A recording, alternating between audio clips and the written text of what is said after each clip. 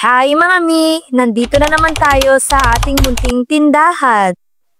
Mga mi, ang aming palang tindahan ay malayo sa aming tinitirahan. Kung kaya kailangan mo sumakay ng motor papunta sa aming tindahan. Dito nga mga mi ay inaasar ko si daddy na magpakita sa aking vlog. Ayaw daw niya dahil siya daw ay nahihiya. At dahil walang pasok ngayong araw, nagkaroon ako ng oras para maglinis at magayos. Alam nyo mga mi, kahit sobrang tumal ng benta, ginagawan na lang natin ng sayaw ang mga paninda. Pangaliw ba? Pero buti na lang, may dumating din na customer. Oo nga pala mga mi, itong aking tindahan ay kumpleto na. Meron na akong mga drinks, pambahon, school supplies, at kung ano-ano pang paninda. Kadalasan sa mga paninda ko mga mi ay nakasabit dyan sa labas para sa ganun ay makita ng mga customer kung ano pa ang maaari naming i-offer sa kanila. Dito nga ay natulala tayo dahil iniisip natin kung saan tayo kukuha ng mga bagong ipitan para sa mga bagong paninda na pinamili pa ni Daddy nung nakarang Sabado. Ito nga pala yung ID lace namin na kahit papano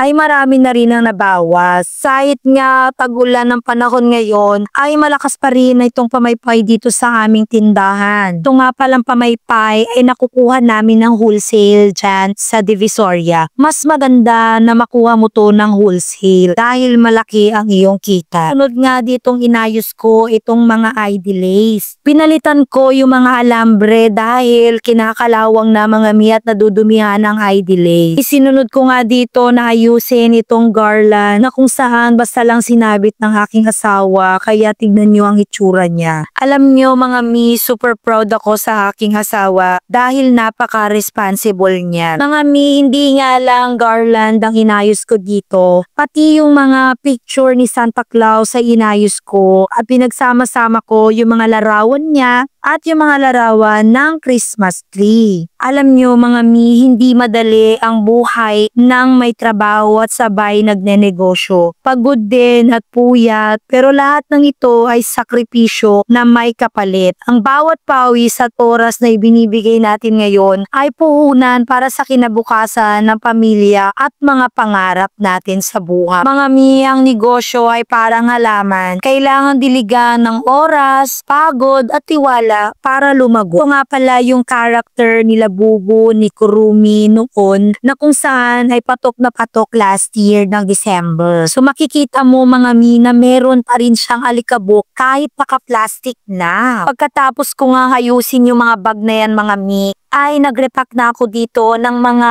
bilog-bilog at mga itlog-itlog na mabenta sa mga kinder. Ngayon nga mga mi ay biglang walang pasok kaya nagrepack na ako ng mga itlog na mabenta sa mga kinder. At sa mga bata, kahit maliit lang ang tubo basta fast moving, panalo na mga mi. Kaya mga mi, piliin ninyo lagi yung mabilis ang galawan sa paninda. Mga mi, pagkatapos ko nga magrepack ng mga itlog-itlog na mabenta sa bata, ito na nga at nire-repack ko ang slime gamit ang plastic na Calypso. Ito yung gamit namin sa pagre-repack ng mga paninda namin dahil ang mga plastic na yan ay merong mga sukat. Pero itong pinaglalagyan ko mga mi ng bulaklak ay hindi yan Calypso. Nakalimutan ko yung pangalan ng plastic na to mga mi. Nire-repack ko to ng mga bulaklak na to kasi hindi naman kaya ng mga bata bilhin yung isang buo. Pero ayan mga mi, ang walis tambo ni Daddy ay hindi ko alam kung ilang taon na ba ito sa tindahan namin at bakit hindi namin mapalit-palitan. So ayun mga mi, siguro ay bibili na lang kami pagpunta namin sa Divisoria. Isasabay na lang namin sa pamimili. Mga mi, ngayong araw ay wala kami halos benta. Ito yung mga panahon na talagang mahirap kumita kapag walang pasok. Ganun naman talaga ang mga tindahan mga mi, minsan malakas, minsan matumal. Pero sa dulo, ang mahalaga ay sipag at tiyaga para sa pamilya. So ayan mga mi, maraming salamat sa panonood. Huwag kalimutang i-like, i-share at i-subscribe hanggang sa susunod na kwento ng ating tindahan diaries. Thank you mga mi!